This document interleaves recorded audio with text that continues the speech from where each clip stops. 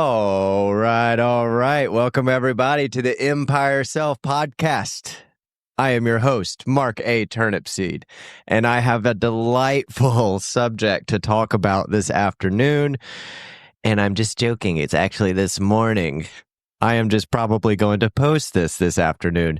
I'm so excited about it, though, because for a long time, I think I've been searching for it, and I think I just found something that has really helped me to dive deeper into myself than anything else that I have done since I started my journey. So as most of you guys know, I started my journey into life about 5 or 6 years ago. I had tried to kill myself, and I had tried to kill myself 3 times in a week. I was miserable and just living a life full of lies. And so I started to do everything that I could do to tap back into life. The first thing that I did, I tapped back into life by going to the gym and training for an Ironman triathlon. Now, for the past 5 years, I've been subjecting myself to the brutal tortures of Ironman triathlon, and I have evolved into quite a different person than the person that I started as. I ended up coming out of the closet. I ended up, losing a whole bunch of weight. I ended up finding peace inside of myself. I ended up coming to terms with a lot of my past. So I ended up resolving a lot of issues from my childhood. Yes, during triathlon, I ended up resolving issues from my childhood. And yes, I ended up resolving issues from relationships in my triathlons as well. And these issues, these things that were holding me back, as I began to process how they evolved from my childhood, I began to see how they were playing out, and I began to recognize that I no longer had to let things play out and to continue to affect my performance or my behavior in life. And that's ultimately when I started to go, you know what, I really think that I'm on to something here. All I need to do is kind of like interrupt this process. And when I find myself in a place where I'm just kind of irritable, restless, and discontent, all I've got to do is search for a new birth. I've got to search for change. Like something inside of me is not right? Because I'm seeking. I'm needing to seek. And after I've found something, right, then I need to seek again. And I think that it's ultimately just the way that we are born as humans. We're born into momentum. We're born out of creation. We're born out of God. God is perfect, and that's why we're always striving to be perfect. It's okay to strive to be perfect. And it's also we're striving to create. We always want everything all at once, right? And the reason is because that's the way creation happens. It exploded. It exploded. God exploded his good love all over, and it happened all at once. And that's how you have, things like deja vu and stuff. If you look deeper into it, you start to recognize, the relativity of time and how we are all happening all at once, and it's a very profound thing. Well, if that's the case, then inside of us, our momentum is always moving forward. And ultimately, as human beings in these bodies, a lot of times I feel like I get stuck. I feel like I get to one point and then I'm there and I'm like, and I'm there for a little bit. It's like getting to a summit or a mountain peak, and then the air is just like, wait a second, no, it's actually not right here. I just got to keep moving. I got to keep moving. I got to keep evolving, right? So over the past 5 years, it's been very interesting for me, especially coming out of the closet. Very challenging, very confusing. I took lots of leaps in different places. I mean, I did everything that you could imagine, from wearing teeny shorts and dancing around the gym to going to gay bathhouses and going to circuit parties, things that didn't really fit exactly who I was, but they were a way of me really getting out and just just letting go into this new self. And I remember that feeling of just like a rebirth, right? It gave me so much excitement in life. And that same type of rebirth happens every time that I cross a finish line. So it's really, honestly, it's really something that keeps me coming back for more as it pertains to Ironman triathlon. It happens every single training episode when I'm training. But here's this curious thing that happened yesterday. So for the very first time in my life, I went to a fetish factory. Now, a fetish factory, I actually had really no idea what I was going to get myself into.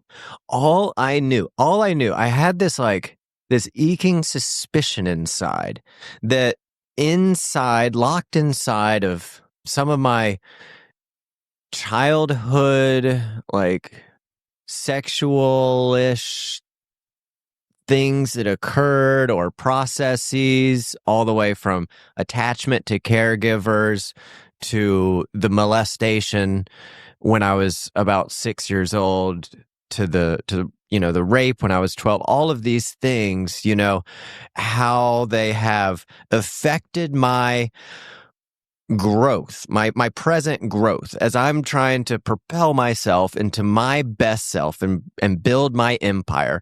There is some trauma holding me back. And this trauma, what I've noticed in my life is this trauma is replicating itself in different ways than rape, right? In different ways than losing a job, right? It's now starting to affect other sort of ways, which is very interesting. So I've noticed that those types of things, when I'm able to recognize them and bring them into my consciousness, then I'm able to associate with them where they're coming from and kind of like who they are. Now, that doesn't really make sense yet, but let me try to explain that. Because when I have a traumatic memory that is affecting a behavior, and this behavior that I'm doing is causing me guilt or me shame, then what I do is I look at this and I experience it like I'm sitting back here and I'm looking at a person, and I'm looking at this person who did this behavior, and I'm looking at this person who's now feeling this game and shame and this guilt. And I recognize that this person doing this behavior is different than this person experiencing this shame and this guilt. And that this person experiencing this behavior has more attachment almost to spirit world. And this person experiencing the shame and the guilt is actually, he's actually more just like some weird, insidious, like gnat, that isn't real. It's like just always over here. And I started noticing that. I was like, I'm doing stuff that's actually good, yet it's causing me guilt and shame. So I'm becoming successful and it's causing me guilt and shame. Why is that?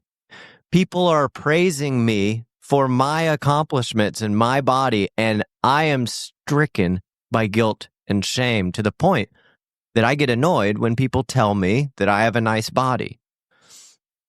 Yeah, rest on that for a minute. People tell me that I have a nice body, that I am beautiful, and I become pissed. I get annoyed by that because I feel shame and guilt about things that are being replicated in my life. And ultimately, what that is ending up doing is it's preventing me from actually using these newfound gifts to project and bring in the life that I know that I deserve and that God has for me. It's like He wants to give it to me. And I'm sitting here going, the gnat inside of me, the shame gnat inside of me is sitting there going, no, I'm guilty and I'm ashamed. I'm ashamed of even being good. I recognize one thing, this gnat, it's always going to feel shame. It's always going to feel guilt. And so what I do now is a very curious thing. I talk to that as it's another part of my being. And I go, you can feel shame. You can feel guilt. Go, feel that, enjoy that, because something in that thing something in that little gnat part of me, something in that little itty bitty like spiritual residue inside of me left over from trauma wants to feel the shame and the guilt. So how can I go about releasing myself from that? I have found it very, very, very wonderful to use poetry. And I found it also very, very wonderful, actually, to use music. And then I was woken up in the middle of the night by a dream to go to this store in Fort Lauderdale called the Fetish Factory. So I went to this store not knowing what I was getting myself into. They hand me these cards and they're like, here's these cards. And they were these cards for an invite for a Sunday afternoon party. Now the fetish world doesn't do much on Sunday afternoon. Actually, they're always generally at like 3:00 in the morning, which is when I'm getting up to train for my Ironman.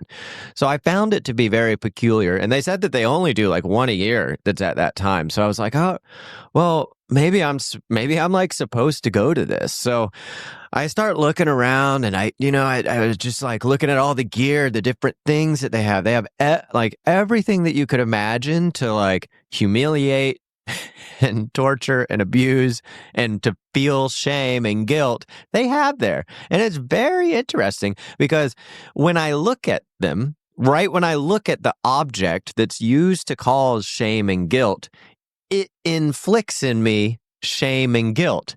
And if I have this understanding that I can talk to my shame and guilt recipient inside of me, just like I can talk to my power and prestige recipient, and I can praise my shame and guilt recipient and have him be satisfied, then this guy, this main number one who deserves the fame and prestige and success, he gets to finally lift off. This other one has to go down.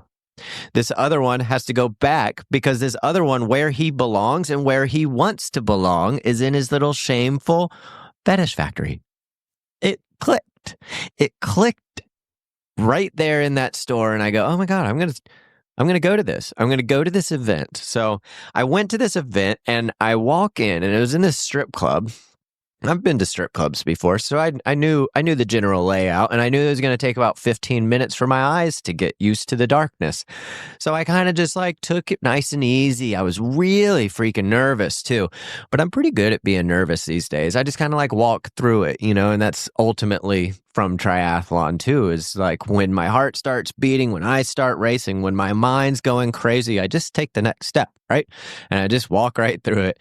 And so there I was for, 15, 20 minutes, kind of like nervous, but also kind of like blinded, right? And I was wearing these leather pants with these leather crotch holders, and just like I had my shirt off and a little leather harness, and I had my aviators on. So I looked pretty badass walking through there.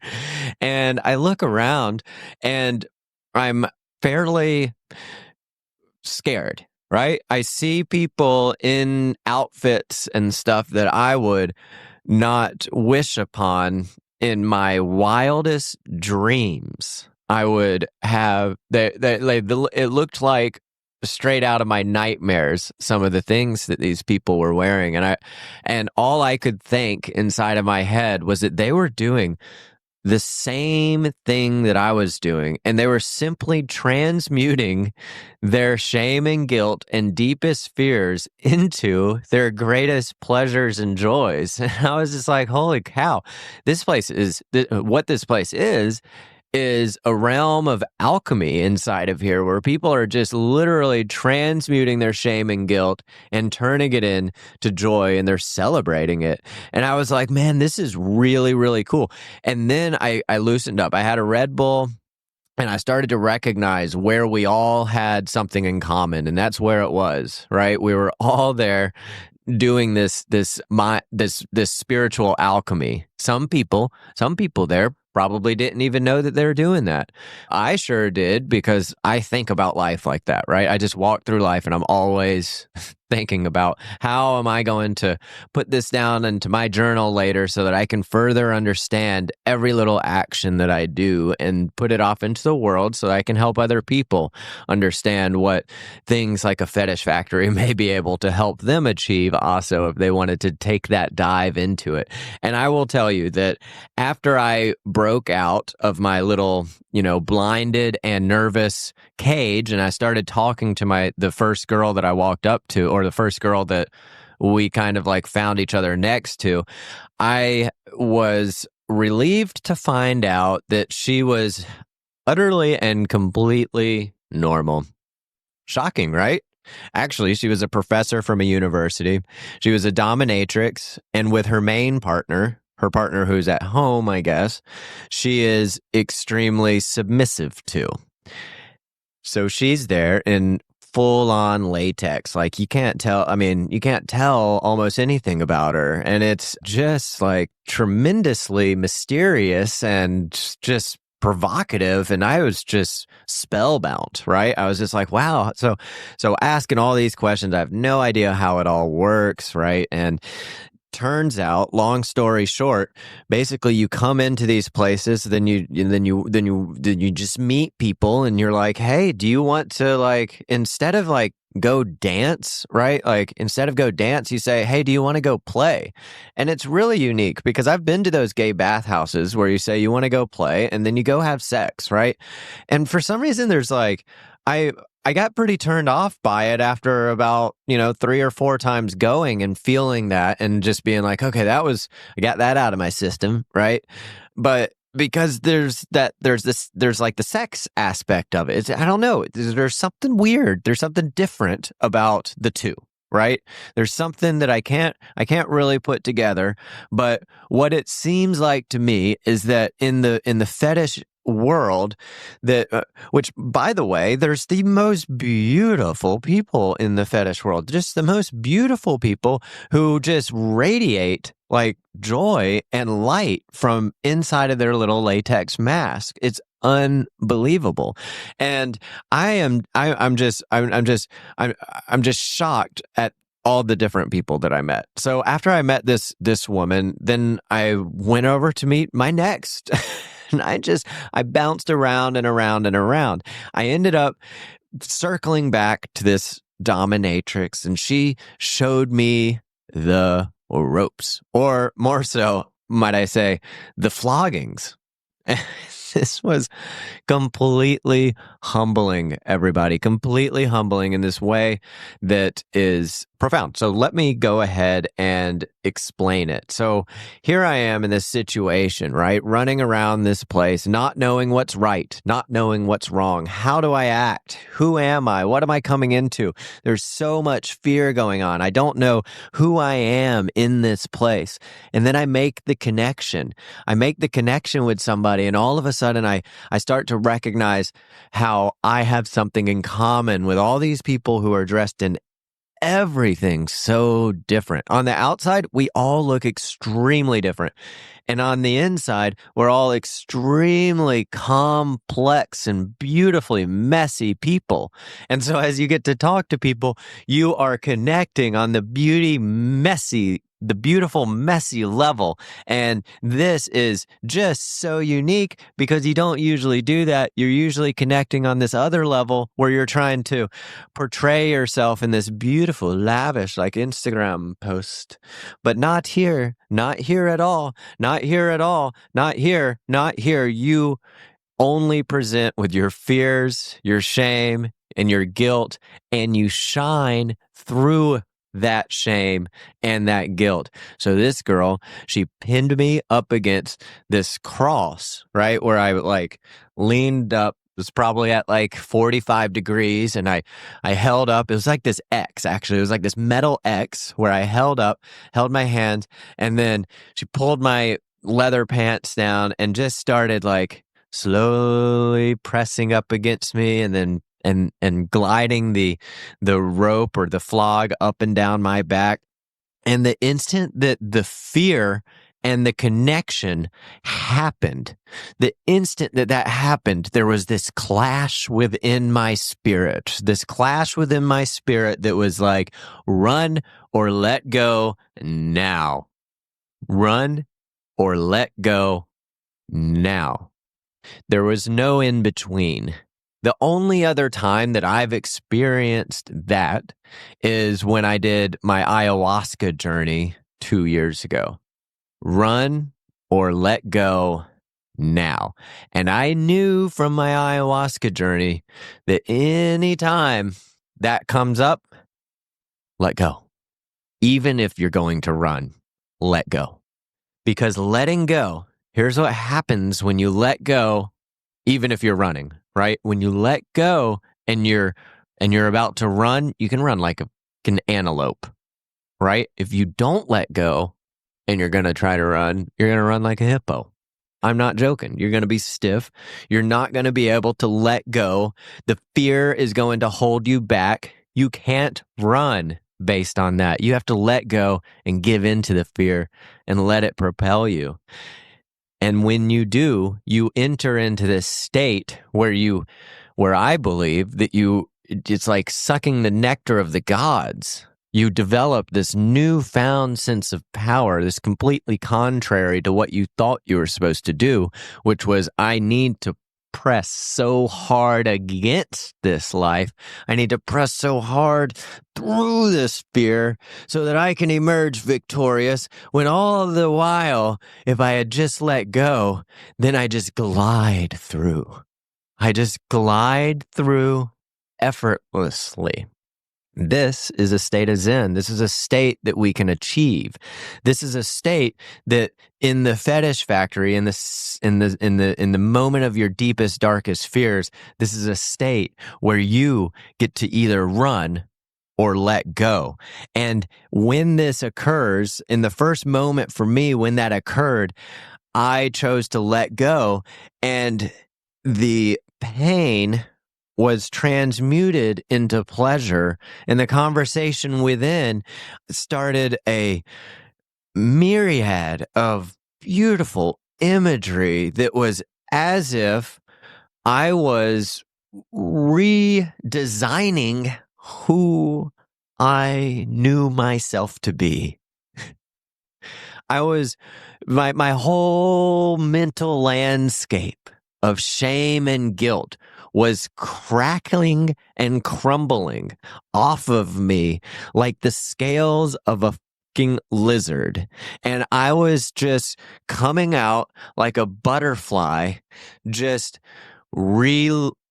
developing into a brand new being. I was going through my transformation. I was going through my metamorphosis. What a exceptional experience. I am not sure if it's going to be like my lifestyle, right? But I will say that it was the most inclusive, empowering, loving group of people that I have ever been around. And it's only been one, right? So I'm sure that people have had some really bad experiences at them. And I've heard of horror stories. In fact, American Horror Story just released one about the gay world. And that brings up to me a very viable point here, is that in my life, after even coming out as gay, I've felt like I have been wrong. I felt like I was actually in the wrong place. I came out and then I started doing all this stuff, and I was like, because it was kind of exhausting. I was like, I can't be this gay. I can't continue doing this. What am I going to do? And then I was like, I started battling thoughts of being attracted to girls and stuff like that over the past few years. And then I entered into this place, and then I see this whole new thing that gay, straight, bi, really doesn't matter. Sex and this whole thing is a whole different world where we're bound through our spiritual fear, shame, and guilt, and we're emerging out as pure, beautiful beings that that don't have a container that you can hold somebody in that says, I'm gay, I'm bi, I'm this, that, or the other. It felt to me, and I may be wrong there. But that's the way that I felt. And in feeling that way, I now feel much more empowered. I feel like I have much more power in my life. And this is largely because of the transformation that occurred as I did my meditations when I came home. So I came home and I began a yoga practice, and I went deep, really deep into my head, and I began to experience this very horrifying. So I'm a very sensitive person, right? I have visions and all these things, and when I go through something very, very emotional like that, I open myself up to tremendous wavelengths of negative forces and what some people would call maybe even evil forces. Welled up inside of me hugely. All the conditioned like thoughts of like demons and horrible scary faces and like blood and just it was all like inside of my head. And I have, with meditation, the whole point is allowing that to just flow through, right? And just to recognize and almost watch it as if it's a movie screen, and just being like, okay, I'm going through this and I'm feeling this, and where's it coming from? And as I did, it was really bizarre. But here's what happened: is I kind of closed my eyes, and it was almost as if my eyes like slowly started opening, and inside there was these teeth, and there was this just bubbly, almost looked like the inside of a snake, and there was these teeth just coming out, and it almost looked like the tremors, they were just kind of slowly moving inside of this belly of this snake, and you had to and I was slowly moving towards this thing, and its teeth went backwards, and it opened up, and inside I had to go through this next fold of like labia, weird darkness, and I got to this point. I got to the point of the teeth, right? And like I had mentioned, not the letting go process inside of the fetish factory. I got to the teeth, and I knew inside of my heart what I needed to do was the same thing in ayahuasca and the same thing in at the fetish factory. It was just to let go so that I could emerge, but I couldn't do it. It was way too horrifying for me. It was way too much. And so I had to pull myself back out of that, and I had to light some incense and reground myself. It was a very, very deep place to go to, and I was restless the whole rest of the night, because if I don't make it through something like that, it's just going to bother me the whole rest of the night. So I had to figure out what it was. What was that? What were those teeth? What was the weird, like, fleshy stuff that I was slimy crawling through, but I wasn't even crawling? And what was it? This morning it came to me while I was doing my fitness at the gym. I was being reborn. That's exactly what was happening. And today, all morning, right, I felt freed from some sort of scales that I was held bondage to. And as I was held bondage at the place, I feel as if those scales were literally whipped off of me. Now, I didn't come home with a whole bunch of bruises. I didn't come home with, well, maybe some nightmares, but I didn't come home with like anything that was scary or painful, any more painful than I wanted it to be. I didn't come home with being drugged. I didn't come home, being scared of my life or that somebody was following me. I came home in peace, and I did yoga, and inside of my yoga was where I wasn't able to sleep the rest of the night. But I will tell you that I was able to lay down with a smile on my face and be restless for a good portion of the night. And I'm really, really excited about this rebirth that I got to see last night, and that I get to see that I can evolve into and that I can move through. And I will say that I know for a fact that it's not contingent upon me experiencing sexual fetish in order to release myself from that. So being able to experience that in person and go through and submit myself to that gave me the insight I need now to dive into that same activity through meditation. And I can do that through walking meditation. I can do that through waking meditation, right? As a thought comes in that's guilty and shameful, now I can pin it up on my big old metal X, and I can stand there and I can let the goddess whip it out of me. Right? That's basically how it works. And I can just do that anytime that I want, I think. So come with me. Let's explore this more. I love shame and I love guilt. I find that they're the two things that absolutely destroy my empire of self, and I am just not okay with that. This empire is going to be strong. It's going to be a huge fort that anybody can come into, that anybody can find solace and hope and bounty and fruits in, and joy and dance and happiness and harmony. And anybody can find any sort of messy, dirty pleasure that they want inside of my empire of self. Is going to be full of inclusive, happy, and wondrous beings and great flowers and really freaking scary and dark thunderstorms. All right. Well, thank you so much for joining me for another episode of Empire Self Podcast. This has been an absolute pleasure. I'll talk to you on the flip side.